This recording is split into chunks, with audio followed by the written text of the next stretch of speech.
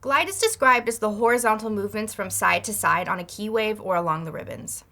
Glide is one of the main reasons the emulations of the stringed instruments sound so real. Just like a violin or a sitar, the Seaboard is fretless, so you can smoothly bend up and down the key waves and the ribbons on the top and the bottom.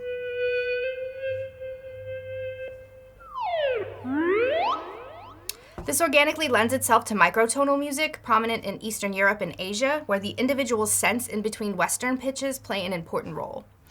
But just like a violin or a sitar, accuracy of pitch is something which takes a lot of practice, so sometimes you may find that glide prevents you from playing in tune. Let's navigate to preset number 120 named Dulce Digital Reed.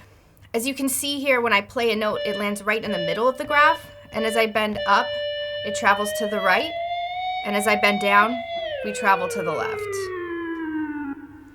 If I click on glide, we can see what else is mapped to this gesture.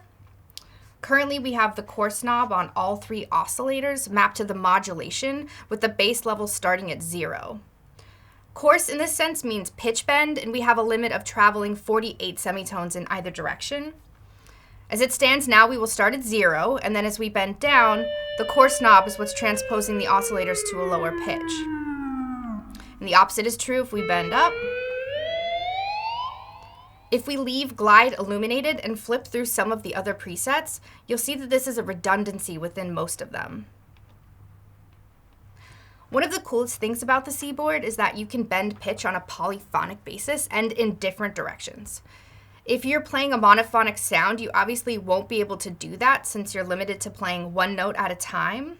But any polyphonic patch will allow you to do some crazy stuff which most controllers aren't capable of. Using two hands, let's play two separate notes and practice bending them independently. And then with one or two hands, let's practice some sustained voice lading using glide.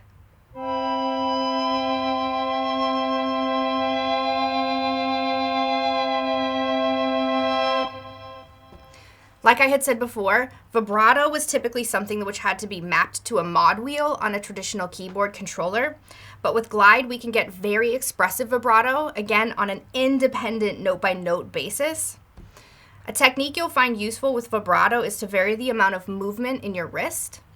If you keep it relatively even and just waver your fingertip, you'll get a smaller vibrato.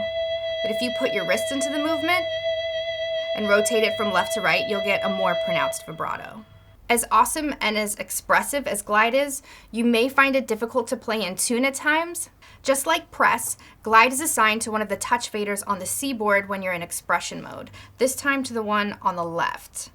The icon above the fader makes it easy to identify. And if I tap on the bottom of this fader and turn glide off, we'll lose the inherent functionality of this dimension, but we'll always be playing in tune.